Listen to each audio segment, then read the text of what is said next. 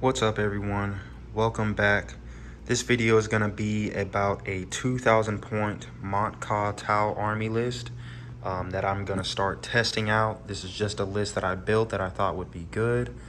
I haven't tested it out at all, so things may change. But let's get started and go over the Kroot hunting pack. So again, like I said in the last video, I always have my Kroot, my Mont'ka, my Kalamandra. Right, so we'll start off with these Kroot. I'm gonna start off with the staple in this channel. You know, I talked about this a lot last video, but you know, the Lone Spear plus the Kroot Hounds combination is just one of the best combinations that the Tau have.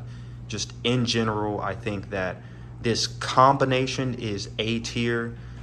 We do not have something better than this for the first turn. Now, obviously, they're not the best units in the whole army, but for that first turn, I do not believe that there is a better combination than the Lone Spear or a Kroot character and Kroot Hounds.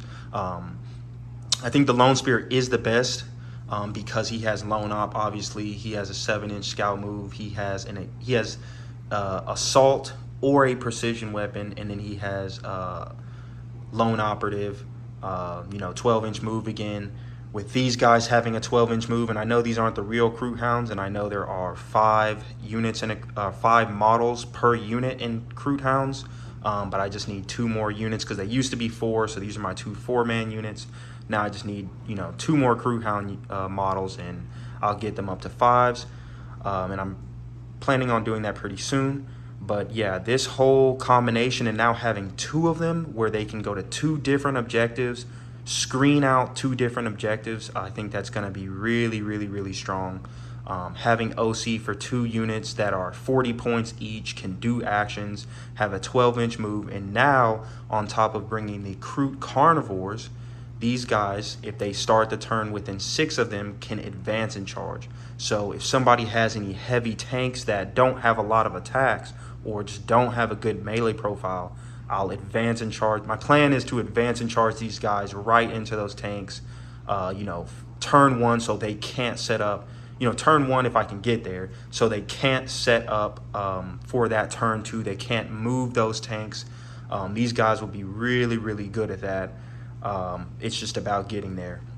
But really anything that doesn't have a good melee profile, that doesn't have 5 or more attacks, these guys could just run into them first turn and say, hey, you can't kill them all, you're not going to move this next turn, right? So then the Kroot Carnivores, yes, I know they're a 10-man squad, but I thought it would look cooler separating them like this for this video.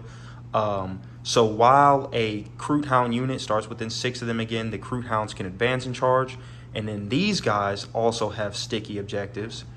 And so one thing that I've been doing is the deployment zone is usually close enough to the middle objective to where you can kind of put these guys in a conga line, and they can basically pre-game move and be on your home objective and the middle objective on the first turn or before your first turn. So if I'm going first, these guys can sticky 2 objectives immediately for me and then just retreat.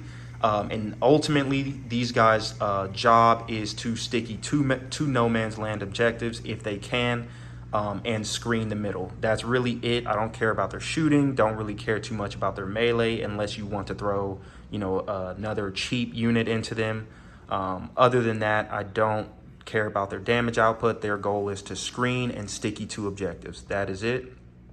And then the Lone Spear combination with them can obviously give them rerolls to hit if you do need it, but I don't think that they will survive long enough to see that buff at all.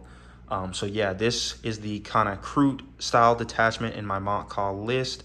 Not detachment, the Kroot style of play in my Mont'ka list that I'm going to try out. I think it can be really, really strong for Mont'ka style by being able to hold up people that are trying to push, or if you're trying to sit back, I can make you have to sit back for even longer and really, really hurt people that way by saying, hey, you just want to sit back and wait out the 3 turns? Well, I'm not going to allow you to move at all.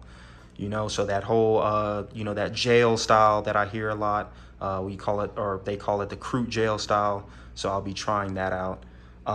Next, we'll go over to our Mont'ka style with Farsight as my warlord. And first, we're going to start off with a breacher team. I know these are strike teams. I don't actually have a breacher team yet, but they will. Now, I'm debating on if the Pathfinders or the breachers should start in the Devilfish. I won't go into too much detail about that because I don't know which one is going to be better for this list style. But the breachers, you know, everybody knows while they're good, they have assault. They re-roll a wound roll when a opponent is on an objective, and then there's a lot of stratagems for them in this detachment. And then I have a cadre, which is also unpainted. I gave him the strike swiftly enhancement, so I can give 2 other units the strike or the pre-game move. And the reason why I'm debating on starting them outside is because I don't know if you can use that while you're in a transport. So I might have to start them outside of the transport. But yeah, everybody knows why the breachers are great. There obviously can be a good turn 2, you know, go and punch you in the face if you try to get on a middle objective, or they can run, you know, if they have the space or the movement, they can run all the way down to, you know, the opponent's side and get on that objective. So that's really what I'm looking forward to them doing, is really just turn 2, go and punch somebody in the face and then just hold it down. After that turn 2, I'm not sure how much they'll do, but we'll go ahead and see. Next, I have Darkstrider and I have Pathfinders. Now, in Montka, I think Darkstrider may be good with the Pathfinders, but I am thinking about having them, because I am thinking about having them sit on my home objective and not playing out in the field too early, because I want to use their guiding buff. And then obviously I would want Darkstrider to be the only thing back there screening my home objective. I don't want too much on my home objective in this detachment. So having Darkstrider back on my home objective can be really good. And he can also, if I need to, depending on what army I'm going to play, Darkstrider can go out to the field or he can stay at the home. But I'm really thinking about keeping these Pathfinders on my home objective with the -2 to charge drone. So if somebody does deep strike right outside of 9, it'll be an 11-inch charge to my Pathfinders. I'm not really sure if I want to add or have him lead the Pathfinders yet. That's something that I'm going to have to test out. I don't think that I will. I feel like Darkstrider's better by himself, and that just gives you more units to do more different things. And Darkstrider actually has Infiltrate, which is something I just learned. So him being able to infiltrate and also have that 12-inch deep strike is really, really strong. Then on to my Warlord. Sorry. Let's go to the Piranha first. You know, the standard Piranha, fusion, gun drones, missiles. Really looking to use him in turn 2 to, you know, screen, tank shock, and really go attack I want him to really attack the opponent. So I want him to attack that objective that is furthest from me, and make people have to worry about him. And, you know, hopefully his ability will go off where I make you take a battle shock test and somebody fails it and I, you know, score a secondary or whatever he can do. I just want him to attack. I want him to push all the way to the opponent's side and attack the best thing that he can. Then onto my Warlord, I have Farsight with the Sunforge. I tried out the Cold Star with the Sunforge. I think that Farsight will be better because there was a tournament that I went to recently where I had Farsight with the Sunforge and I ran Montka, and I was shooting at a Mauler Fiend, and they did 27 damage to that Mauler Fiend. So where the Cold Star, he doesn't really allow the Sunforge to punch up that well, just because he doesn't give that +1 to wound. So really wounding on 5s wasn't that great, but wounding on 4s, re-rolling the wound roll if you're a monster or vehicle is really, really, really strong. And then also Farsight has a melee threat where, you know, if I don't do all the damage I need to, he can get in there and try to finish you off. Then next is the Riptide. I think he's just a staple in the Tau army. Big tough guy. I have the burst cannon on him again, but I do think that the Ion is just much better. For some reason, whenever you use the burst cannon, you just cannot hit your shots. You're rolling 1s and 2s. 12 shots, you're rolling 8 1s and 2s. I don't know why it works like that, but for some reason, every time I use this burst cannon, I miss most of my shots. So, and on top of that, it's less strength, less AP, less damage output, less range. I think that the Ion is just overall better. I'm thinking of using the fusions with him here, because him being able to move up a lot faster and wanting to stand on a primary objective, which I'm thinking he will be more on the middle, helping out those Kroot, and just being something to deal with is going to be huge in this detachment. And then obviously just being able to get line of sight down that middle wherever I need him to go.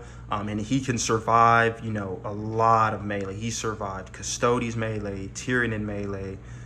He survived Magnus. He survived Angron before.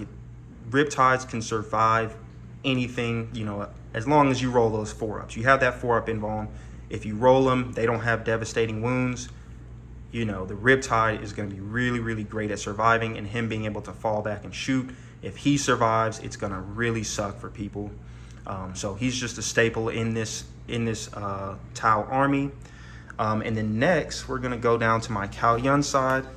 And I did just get this guy here. We'll go over him first. I just got this guy, and just finished painting him up. I think he looks really, really cool. Now, I have heard that the Stormsurge isn't that great, which I could see why, but I don't think that he is a tank killer. I think that he is a infantry killer. He's an elite killer. You're really wanting to split fire him into multiple different units at a time.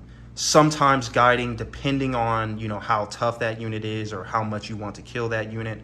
And also, I think that with the Stormsurge, you cannot just have him sitting in your back line. You have to put him on an objective, preferably the objective that is closer to your side, so he can, you know, score those primaries, you know, 2-up save, 4-up invuln, T11 body, 20 wounds.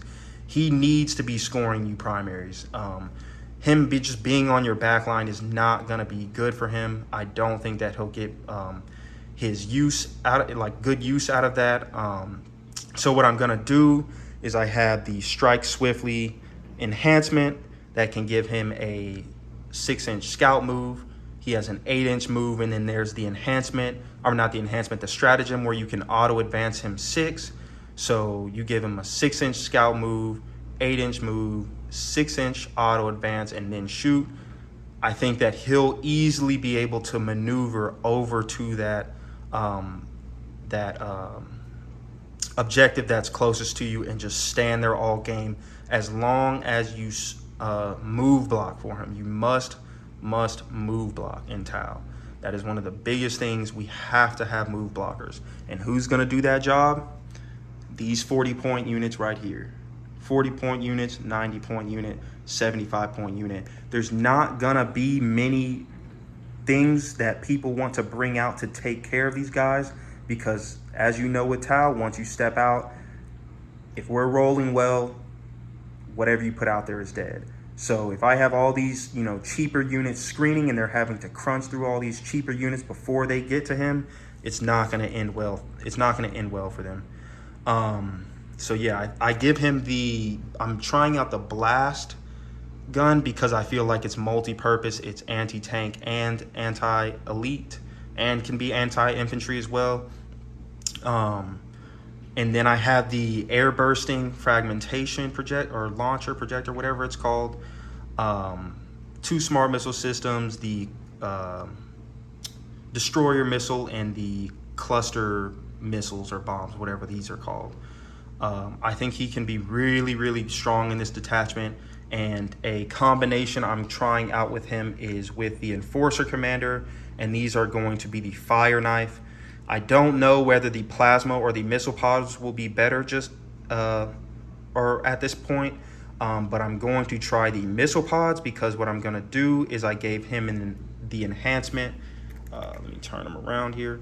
I gave him the enhancement coordinated exploitation is what I think it's called, where when he guides for a unit, they get sustained hits.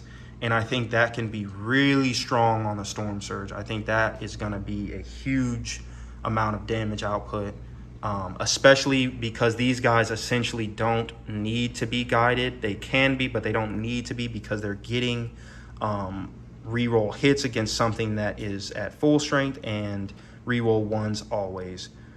So I'm trying them out with the missile pods first. I want to see how that goes. The plasma's being short range and is not the greatest, I think, because I want him to survive as long as possible and give as many units that sustained hits ability. Then we have our standard 2 units of stealth suits. Like I was saying, free rapid ingress is, use that free rapid ingress before they step out to guide. Don't waste that ability. It's one of our strongest abilities. We need to be rapid ingressing as Tau players. I think that the stealth suits are great for that. Use that ability before they come out and guide. I promise you it'll change your games so much, especially when you do it on these guys. The broadsides, with the rail guns, the smart missile systems, and the missile pod drones, and then the ignoring modifiers. Now, I don't, with the lethal ability, maybe having the seeker missile might be good as well, but I think the ignore modifiers is just the best, just because people are always going to want to smoke these guys because of their high range, high damage output, high AP. They don't want those rail guns to hit. So we'll see about that. And then, yeah, having the stealth suits either guide for the broadsides, the Stormsurge, the Riptide, the Sunforge, maybe these guys sometimes. Not really the best idea because they already have reroll ones to hit. Maybe even the breachers if I really need them to. But yeah, so these guys being some of my main guiders after I use that rapid ingress ability. Now, before I do it, I will most likely be using the Pathfinders. That's why I kind of want them more sitting back and then just maneuvering to wherever I need them to go, so they don't just get charged. Early in the game. I want to be able to use that ability to guide. I don't want them to just die, right? And I have actually been seeing a lot of people use them as